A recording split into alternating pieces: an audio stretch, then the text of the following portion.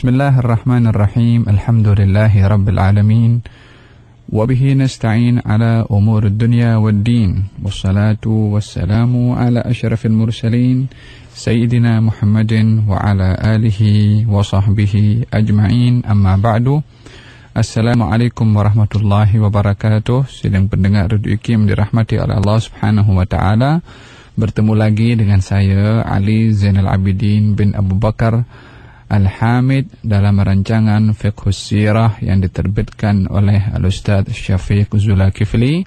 Kita sampai kepada siri yang ke-50.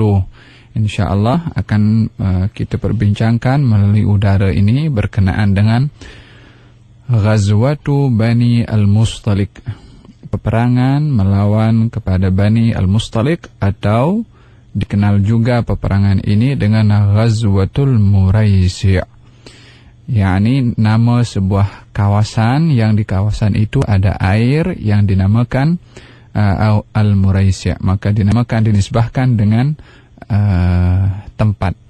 Sebelum itu, seperti biasa, kita bersama-sama berdoa moga-moga majlis ta'lim melalui udara ini diberikan barakah oleh Allah dan juga manfaat kepada kita semua di dalam menghayati, mengkaji sirah Nabi Muhammad sallallahu alaihi wa ala alihi wasallam. Bismillahirrahmanirrahim. Nawina at-ta'allum wa at-ta'lim wa at-tadhakkura wa at-tadhkir wa an-naf'a wal intifa' wal ifada wal istifada wal hatha 'ala at-tamassuki bi kitabillah wa sunnati nabiyyih wad dalalati ila al-khair wad du'a ila al-huda ibtigha'a mardatillahi wa qurbihi wa thawabihi. Amin. Allahumma amin.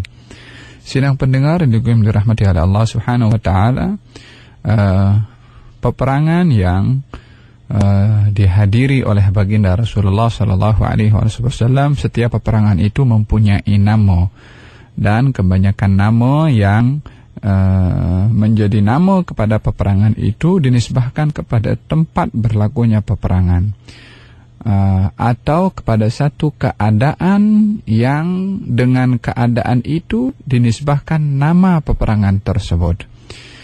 Kalau peperangan yang dinisbahkan kepada tempat adalah seperti peperangan Badar atau peperangan Uhud. Adapun dan juga peperangan yang kita akan bahas hari ini adalah Al-Muraisi', yakni nisbah kepada satu kawasan yang di situ ada air atau sumber air yang dinamakan Muraisi'. Ada juga peperangan yang dinisbahkan kepada siapa yang kita atau yang dilawan oleh kaum muslimin pada waktu itu, seperti peperangan Bani Al-Mustalik umpamanya.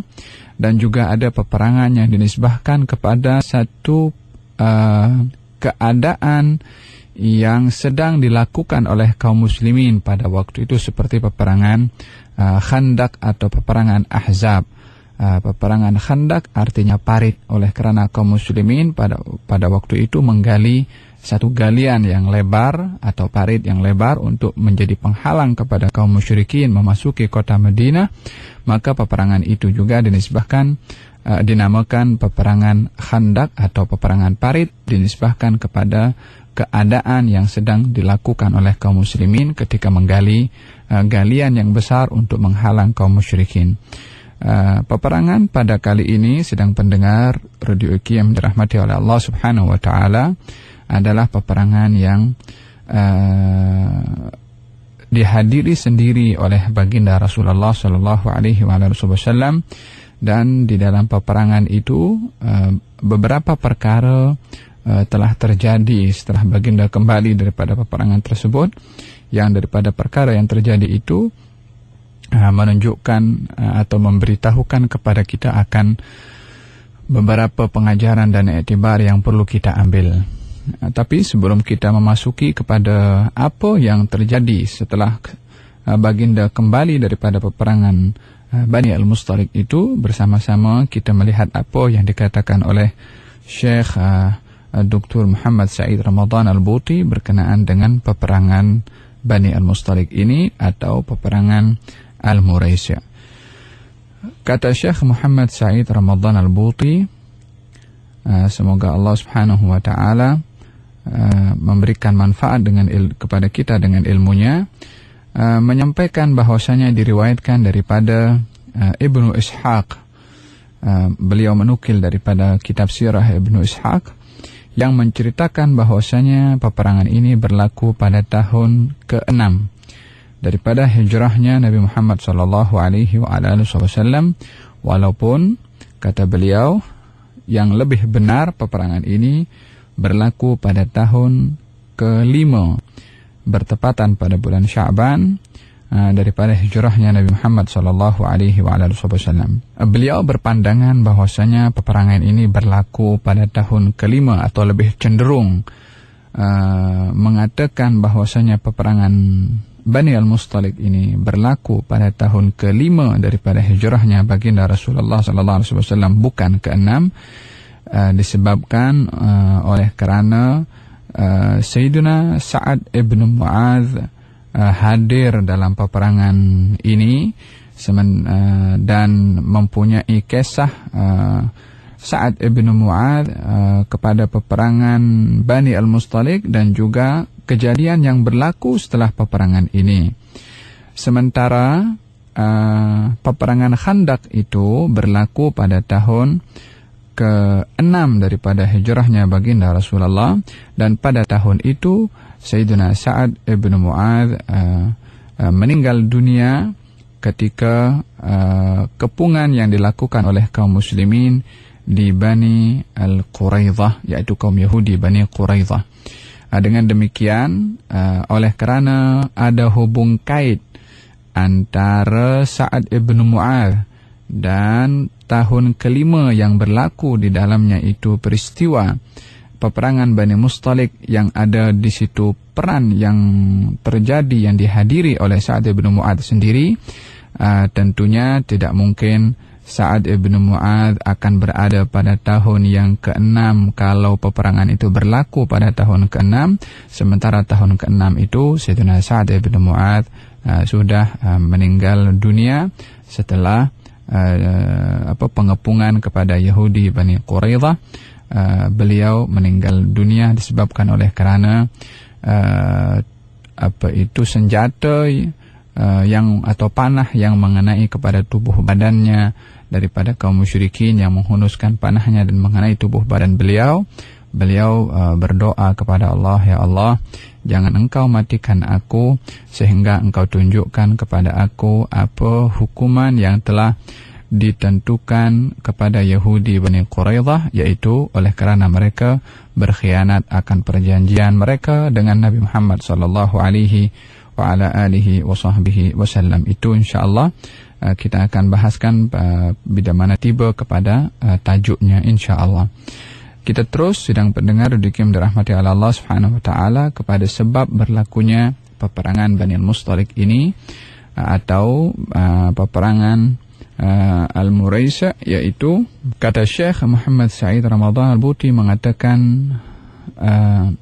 kaum Bani Al-Mustaliq ini yang dipimpin oleh Harith ibn Dirar oleh kerana kebenciannya kepada baginda Rasulullah sallallahu alaihi wasallam, dia mengumpulkan ramai pengikutnya untuk memerangi kepada baginda Rasulullah sallallahu alaihi wasallam. Ketika baginda mendapat tahu akan apa yang direncanakan oleh Al-Harith ibn Dirar, maka baginda pun mempersiapkan bersama dengan kaum muslimin untuk menghadapi Bani Al-Mustaliq itu yang dipimpin oleh Al-Harith, dan mereka dua kumpulan itu, yakni kaum muslimin dan kaum musyrikin yang dipimpin oleh Harith ibn Dirar, bertemu di sebuah kawasan yang dinamakan Al-Muraisa. Sebagaimana saya katakan, dia adalah sebuah kawasan yang ada di situ air. Maka mereka semua, dua kelompok ini berhadapan, lalu berlakulah peperangan, dan pada akhirnya peperangan itu dimenangi oleh kaum al-muslimin. Peperangan itu dimenangi oleh kaum muslimin dan harta rampasan perang menjadi hak milik kepada kaum muslimin. Lalu baginda Rasulullah sallallahu alaihi wasallam membahagikan harta rampasan perang itu menjadi 5 bahagian. 4 daripada 5 bahagian itu diberikan kepada mereka yang berjuang, yakni bagi mereka pejalan kaki diberikan 1 bahagian, dan bahagian yang lain adalah diberikan bagi mereka penunggang kuda 2 bahagian masing-masing, dan bahagian yang lain akan menjadi Baitul Mal atau yang dimiliki oleh Baitul Mal daripada apa yang dihasilkan daripada harta rampasan perang. Maka pada peperangan itu ikut bersama dengan baginda Rasulullah sallallahu alaihi wasallam ramai daripada kaum munafiqin. Sebelum ini saya pun pernah menceritakan bagaimana keadaan kaum musyrikin yang hidup bercampur dengan kaum muslimin di kota Madinah, dan mereka pun juga menampakkan Islam mereka kepada baginda Rasulullah. Terkadang hadir dalam majlis Rasulullah, terkadang salat bersama dengan baginda Rasulullah, dan terkadang pun juga ikut keluar berjihad bersama dengan baginda Rasulullah sallallahu alaihi wasallam. Akan tetapi matlamat dan niat mereka di dalam mereka hidup bersosial dengan kaum muslimin adalah bukan bertujuan untuk ingin mengetahui tentang Islam, tetapi ingin meruntuhkan Islam daripada dalam, yakni ingin mengetahui di manakah kelemahan kaum muslimin untuk boleh disampaikan kepada kaum musyrikin, agar supaya diambil informasi itu oleh kaum musyrikin yang dapat melemahkan dan meruntuhkan kekuatan kaum al-muslimin. Seperti mana saya ceritakan berkenaan dengan Masjid Dirar yang dibina oleh kaum musyrik, oleh kaum munafiqin demi untuk menjadi curi informasi dan disampaikan informasi itu kepada kaum al-musyrikin, yang pada akhirnya masjid itu dihancurkan oleh baginda Rasulullah sallallahu alaihi wa ala alihi wasallam. Mereka terkadang ikut juga jihad bersama dengan baginda Rasulullah. Tidak lain dan tidak bukan tujuan mereka itu adalah untuk mendapatkan habuan dunia, yakni daripada harta rampasan perang. Oleh kerana baginda Rasulullah akan memberikan hak mereka yang ikut dalam peperangan itu, masing-masing mengikut bahagiannya, sebagaimana saya sebutkan di atas tadi tentang pejalan kaki ataupun yang menunggangi kuda dengan bahagian-bahagian yang ditentukan oleh Nabi Muhammad sallallahu alaihi wasallam. Maka mereka pun join dalam peperangan bersama dengan baginda Rasulullah. Tujuannya adalah semata-mata untuk meraih keuntungan keduniaan sahaja. Oleh kerana demikian, dalam beberapa ayat Al-Quran Allah Subhanahu wa taala mengungkapkan isi hati kaum munafiqin, yang mana mereka mengatakan ketika mendapati kaum muslimin kalau berperang, dan bila mana peperangan itu kaum muslimin mengalami kekalahan, maka kaum munafiqin mengatakan, kalau kamu tak ikut perang, kamu duduk di sini, lagi baik kamu selamat dan kamu tidak terancam nyawa kamu. yakni mereka perli kepada kaum muslimin yang ikut jihad bersama dengan baginda Rasulullah kalau kalah. Tapi kalau kaum muslimin menang, maka mereka kaum munafiqin mengatakan, andai kami ikut bersama dengan kaum muslimin, kerana kemenangan itu yang mana mereka yang ikut akan mendapatkan bahagian daripada dunia. Mereka mengandaikan, kaum munafiqin mengandaikan untuk ikut bersama dengan kaum muslimin, bukan oleh kerana ingin menegakkan kalimat Allah yang merupakan asas kepada jihad, akan tetapi semata-mata hanya untuk mendapatkan dunia sahaja. Demikian sikap dua wajah kaum al-munafiqin yang amat dibenci oleh Allah Subhanahu wa taala.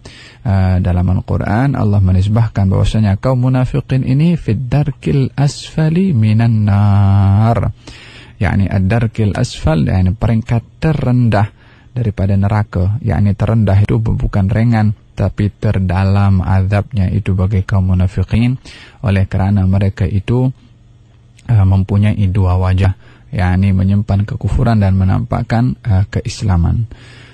Sidang pendengar yang dirahmati oleh Allah Subhanahu wa taala, kaum munafikin pun juga ikut bersama dengan baginda Rasulullah sallallahu alaihi wasallam demi untuk mendapatkan habuan keuangan juga atau mendapatkan material atau keduniaan sahaja. Maka dengan demikian itulah sikap kaum al-munafiqin ketika ikut bersama dengan baginda Rasulullah. Kemudian Syekh Muhammad Said Ramadan Al-Buti menukil beberapa riwayat yang riwayat itu disabdakan oleh baginda Rasulullah yang ketika baginda menyampaikan yaitu disampaikan ketika baginda balik daripada peperangan Bani Al-Mustalik dalam perjalanannya. Hadis diriwayatkan daripada Sahih Bukhari dan juga Sahih Muslim daripada beberapa as-sahabah yang datang kepada Rasulullah sallallahu alaihi wasallam bertanya tentang al-azl. Al-azl itu adalah seseorang yang ketika berhubungan dengan istrinya ia tidak menempatkan air seninya di tempat yang sepatutnya ditempatkan, yakni diletakkan di luar. Maka dengan demikian mereka as-sahabah bertanya kepada baginda Rasulullah sallallahu alaihi wasallam tentang hukum melakukan perkara yang sedemikian. Dan ini dipertanyakan oleh para as-sahabah disebabkan oleh kerana sebahagian daripada sahabat itu yang dapat menawan sebahagian daripada hamba sahaya wanita yang mana mereka itu adalah boleh menjadi hamba sahaya dan dimanfaatkan oleh tuannya dalam hal perhubungan sekalipun. Maka dalam hal ini mereka para sahabat bertanya kepada Rasulullah bila mana melakukan perkara yang sedemikian, yaitu al-azl. Baginda Rasulullah sallallahu alaihi wasallam menjawab, "Ma alaikum alla taf'alu ma min nasamatin kainatin ila yaumil qiyamah illa wa hiya kainah." Kata baginda Rasulullah, yakni tidaklah mengapa bagi kamu untuk tidak melakukan. Artinya hukum itu boleh. Kerana kata Nabi tidak ada satu jiwa atau satu nyawa yang ditentukan itu akan wujud nyawa itu, maka dia itu akan wujud. yakni tidak ada makhluk yang akan dicipta oleh Allah Subhanahu wa taala, melainkan makhluk itu akan tercipta juga. Yakni walaupun orang berusaha untuk menghalang perkara itu akan wujud dan akan dicipta, usaha itu tidak akan membawa kesan apapun juga, sebab apa yang sudah ditentukan oleh Allah Subhanahu wa taala pasti akan berlaku. Sidang pendengar yang dirahmati oleh Allah Subhanahu wa taala, terlebih dahulu sebelum saya sambung berkenaan dengan apa lagi riwayat-riwayat yang berlaku atau kejadian yang berlaku ketika baginda kembali daripada peperangan Bani Mustalik ini, mari bersama-sama kita melihat apa kupasan Syekh Muhammad Said Ramadan Al-Buti berkenaan dengan masalah hukum azl itu, atau yang dikenali dengan istilah kita tahdidun nasl. Tahdidun nasl yaitu membatasi atau mengatur untuk mendapatkan zuriat. Yakni dalam zaman kita sekarang ada pelbagai cara untuk mengatur, menyusun seseorang pasangan itu untuk mendapatkan zuriat, baik mereka yang ingin memberi jarak atau baik mereka yang tak nak ada zuriat lagi disebabkan yang sudah ada dah cukup dan tak nak lagi, maka untuk mengelak daripada adanya zuriat, pelbagai cara dipergunakan dan diambil oleh kaum muslimin atau pelbagai cara yang dipergunakan untuk menjadi salah satu cara yang digunakan untuk mengatur dan menyusun perkara tersebut. Maka Syekh Muhammad Said Ramadan Al-Buti memberikan beberapa ulasan di sini berkenaan dengan hukum al-azl itu. Kalau dahulu sebagaimana saya katakan, al-azl itu adalah azala, mengetepikan. Ya ini sebagai kiasan air seni itu atau air mani itu diketepikan daripada tempat yang boleh menjadi sebab terjadinya janin. Maka dengan demikian dinamakan al-azl. Ini yang dilakukan oleh kaum muslimin pada waktu zaman Rasulullah, tetapi zaman kita sekarang ini pelbagai cara yang dipergunakan, baik itu menggunakan tablet ataupun ubat-ubatan ataupun perkara-perkara yang lain. Kata Syekh di sini mengatakan bahwasanya hukum azl itu dengan pelbagai cara diikuti dengan hukum mengeluarkan mani ataupun membatalkan atau mengeluarkan darah atau mani yang sudah berubah menjadi darah sebelum dihembuskan ruh kepada mani tersebut atau kepada darah, yakni perubahan daripada air mani kepada darah, belum ada ruh di situ. Kata beliau mengatakan adalah bahagian daripada tahdidun nasl atau disamakan, dikiaskan sama dengan al-azl. Artinya hukum al-azl, baik itu dengan menggagalkan mani itu untuk bercampur dengan sel telur, ataupun perubahan daripada mani itu menjadi darah, kalau digagalkan untuk berkembang menjadi janin sebelum dihembuskan ruh, maka dikategorikan sebagai hukum al-azl. Apakah hukum azl itu? Syekh di sini menukil kepada hadis yang disabdakan sebentar tadi oleh baginda Rasulullah sallallahu alaihi wasallam, di mana baginda bersabda, "Ma 'alaikum alla taf'alu." yakni laisa 'alaikum an tatruku al-azl, yakni tak mesti kamu itu untuk meninggalkan al-azl, yakni sebagai satu kiasan perkara itu hal yang bersifat pilihan, boleh untuk melakukannya dan boleh juga untuk tidak melakukannya. Disebabkan kata Nabi memberikan alasan baginda Rasulullah, sesuatu yang sudah ditentukan untuk dicipta wujud, pasti sesuatu itu akan wujud, kata Nabi sallallahu alaihi wasallam. Dengan adanya azal atau tak adanya azal, perkara yang sudah ditentukan, al-azal hanya sebab sahaja, perkara yang sudah ditentukan pasti akan berlaku. Dikuatkan pandangan atau hadis itu dengan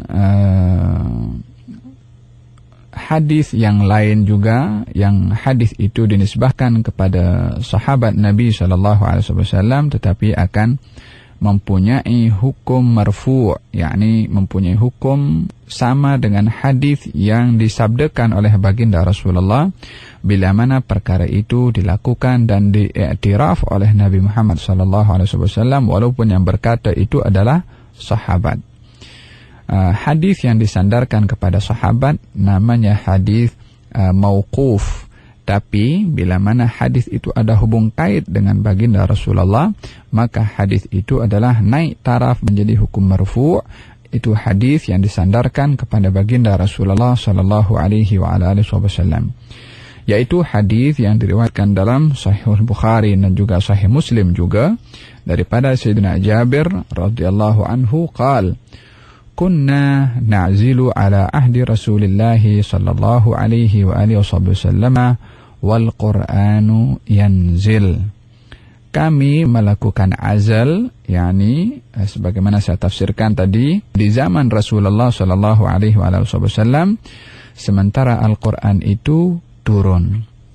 Hadis Jabir ini menunjukkan bahwasanya kalau masalah azal itu adalah perkara yang dilarang dan Al-Qur'an pada waktu itu turun, tentunya Allah yang Maha mengetahui akan apa yang dilakukan oleh kaum muslimin pada waktu itu, pasti akan melarang perbuatan tersebut, akan tetapi tak ada larangan, baik daripada Allah merupakan wahyu ataupun daripada baginda Rasulullah sallallahu alaihi wasallam.